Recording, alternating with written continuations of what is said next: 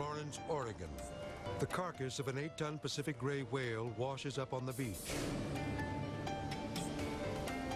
Normally, the remains would be hauled out to sea or buried in the sand. But these people have decided to take a different approach. Dynamite. They plan to blow the creature to bits so the tiny fragments can be consumed by seagulls and other scavengers along the shore. Blasting a whale to smithereens is a big story.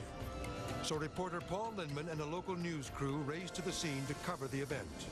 Dead on arrival, the beach near Florence.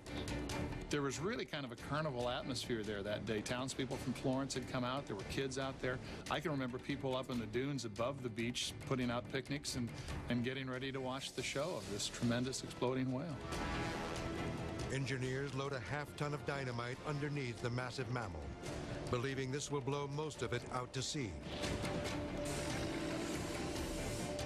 Moments before the detonation, Paul interviews George Thornton, the man behind the bizarre plan. Well, I'm confident that it'll work. The only thing is, we're not sure just exactly how much explosives it'll take to disintegrate this thing. So just to be sure, the engineers decide to add some more dynamite. This seems like an awful lot of stuff. I mean, we're talking boxes of TNT.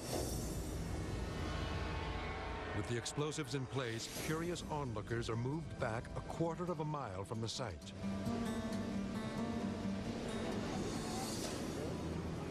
Then, the command to fire.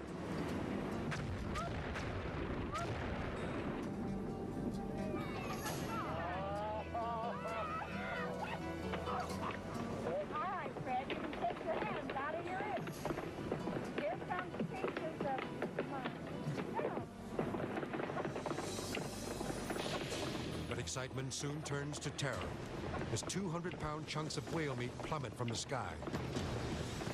I am conscious of a sound that I haven't heard before, and it's going thunk, thunk, thunk, thunk, thunk, and it increases in speed.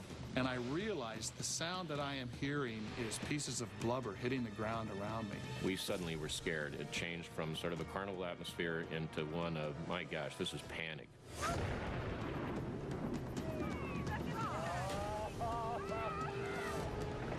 The hunks of rotten meat don't fly toward the ocean as expected.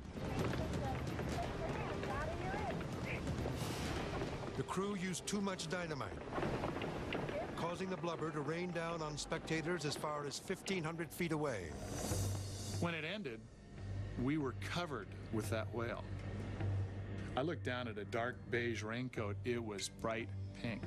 The overwhelming sense is the smell. It is crippling. I mean, it's disorienting. Incredibly, the only casualty is this car, its roof flattened by a massive slab of whale meat. Half of the carcass remains intact and has to be buried under the sand. It takes 2 months for the stench to go away, but the memory of the whale will last a lifetime. Every time somebody comes up and says, "Tell me about the whale," yeah, I'll tell you about the whale. That's a story I'll never forget.